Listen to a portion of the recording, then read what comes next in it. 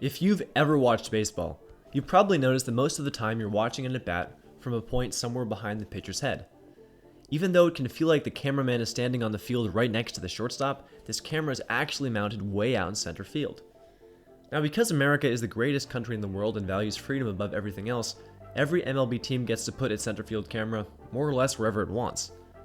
This blanket freedom of expression might be good for democracy, but it can make studying your favorite pitchers a headache when you start to notice that the same pitch can look very different depending on whose home broadcast you're watching. Here's an example of what I mean. Look at this nasty slider from Tanner Houck. He starts it at Mike Zunino's front hip, and the ball ends up in the other batter's box, halfway to Miami. We know why Zunino swung at it, because out of his hand, it looked like a strike. Now watch Tanner throw his trademark slide piece to Ahmed Rosario. Same pitcher, same velocity, same location, same result. A weak swing and a miss, and a strikeout. But this time you have to wonder why Rosario swung, because that pitch never once looked like a strike. It doesn't even look like the same pitch as the one Houck threw to Zunino. You can see in this overlay the two pitches move very differently depending on the camera angle. The one to Rosario almost looks like a curveball. You might think Houck did something different in his release, or maybe it was a different kind of breaking ball. But of course, it was exactly the same pitch with exactly the same movement. You can see in Baseball Savant's pitch tracker that these pitches move to the exact same part of the zone with the same arc. The only thing that's different between these two sliders is that one was thrown in Cleveland and one was thrown in Tampa Bay. The Tampa Bay broadcast uses what I call a north-south and high angle. It's a camera shot that aligns the pitcher perfectly on a north-south axis with home plate and the catcher. But the Cleveland angle is like a west-east and low camera. It sits lower on the field so you feel like your eyes are at about the level of the pitcher's shoulders. Now Tanner Houck is at the left or the western side of the shot, and home plate's on the right or east side of him. I know, your mind is blown. Everything you thought you knew about pitching is turned upside down. You're a smart baseball fan who understands how pitches move. You've explained to your girlfriend how a slider goes to the pitcher's glove side and how a sinker zips in the other direction. You can impress your buddies in the bar by being able to name every pitch on sight without even looking at the speed. Well, I would argue a lot of the time you've been wrong about what you're seeing. You see, if the broadcast doesn't literally tell you the type of pitch, you're left to figure it out on your own. Some of them are easy for anyone to see. You don't win a free drink by telling a fastball apart from a curve. But to show you a harder example, look at these sinkers from Dylan Tate. The first one is gorgeous. It zips out of his hand moving straight as a bullet, and then bends back over the plate like a David Beckham corner kick. Clearly this is a sinker. Now watch Tate throw the same pitch to the exact same part of the zone, but this time at Fenway Park. What the hell is that? It looks like a straight four-seam meatball. Why didn't Xander knock it out of the park? Your friends in the bar look to you for answers, but you're stuck because this north, south, and high angle doesn't show you that classic sinker movement. Frustrating, right? This overlay shows you the two pitches side by side. You can see that the sinker thrown at Camden Yards tails back over the plate, while the sinker thrown at Fenway does nothing much at all. Don't be deceived though, this is exactly the same type of pitch, as this pitch tracker image will show you.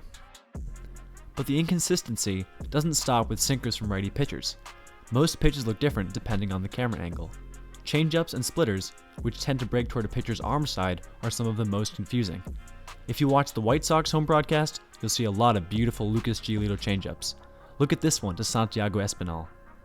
This one makes sense. It starts outside, but comes back over the plate. Espinal has no choice but to watch it drop in. It's majestic. Everyone watching is satisfied and happy. Free beers all around.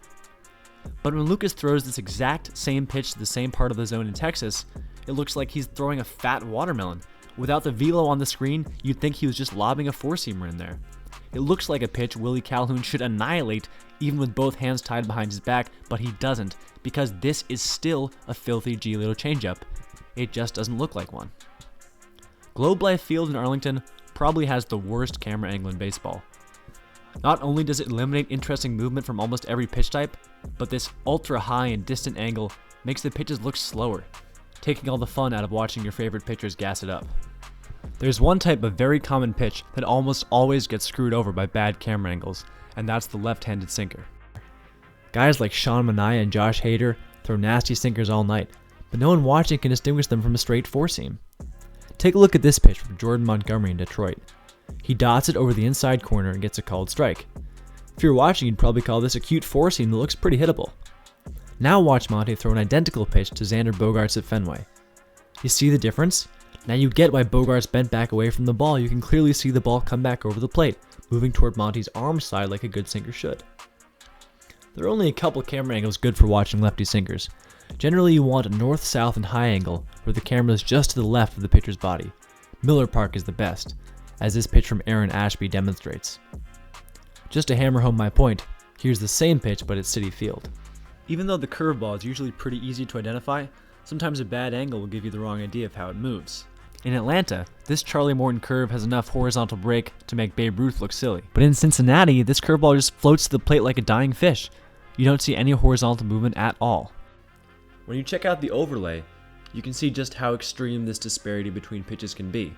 The second curveball looks like a lobbed-in sinker from this west-east angle. Sometimes a curveball can look disgusting, but in two totally different ways. In Oakland, Nick Pavetta's knuckle curve looks like it drops 8 feet straight down like an anchor because of the Coliseum's low west-east angle. In Houston's Minute Maid Park, it still looks filthy, but now you can see that Pavetta's curveball actually breaks significantly to his glove side. They really don't look like the same pitch, even though they were thrown by the same guy just a couple weeks apart. The last pitch I want to highlight is the cutter, which can be really fun to watch from the north-south angle, but doesn't move much at all from the west-east angles. This is true for both lefties and righties. At Miller Park, this backdoor cutter from Corbin Burns breaks neatly across the plate and ends up a called strike. Even though it ends up middle-middle, we see why the hitter doesn't swing, and we can easily identify the pitch as a cutter. But in Cleveland, the same iconic Burnsy cutter is just a straight spinning waffle. It doesn't have any lateral break whatsoever, although this west-east angle does make it move much faster.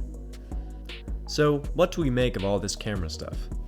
If you're a pitching fanatic and you want to see pitches move in physics-defying ways, you've got to find the best camera angles. Certain broadcasts just have better perspectives for watching certain types of pitches. For right-handed pitchers, if you want to look at sinkers, splitters, and changeups, you should use west-east angles with a medium to high shot. Chase Field, Citizens Bank Park, Camden Yards, Rogers Center, Dodger Stadium, and Yankee Stadium are all good options. If you want to look at sliders and cutters from righties, use high north-south angles like Fenway Park, Tropicana Field, Minute Maid Park, Coors Field, and Miller Park. If you want to see righty 12-6 curves with sick Adam Wainwright-like movement, the absolute best are from places like Target Field, Nationals Park, Lone Depot Park, Rogers Center, and Guaranteed Rate Field, where the alignment is west to east, but the camera is still almost perfectly in line with home plate. In general, these 4 perspectives are my go-to cameras for analyzing pitching.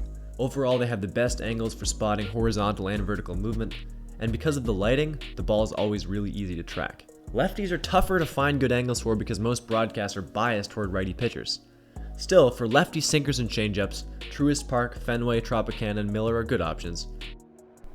Just stay away from places like Great American Ballpark, Kauffman Stadium, and Comerica Park, where the camera angles tend to flatten out lefty pitches and make them all look the same. So for a while I thought of starting a petition to make MLB homogenize camera angles all across baseball. But then I thought, if MLB homogenizes cameras everywhere, won't that destroy the freedom of TV broadcasts to make really bad decisions about where they put their cameras? Where would this regulation end? Soon MLB would be calling all the shots on things like where they put those cute little boxes that tell you the score. None of us want that. We don't want to live in communist Sweden. Sure, maybe the Swedish baseball fans never have a problem identifying the pitches thrown by their one baseball team, but at what cost? No. MLB, let's keep our camera angles weird and inconsistent. We baseball nerds may not get outside much. That doesn't mean we don't love freedom as much as the people who do.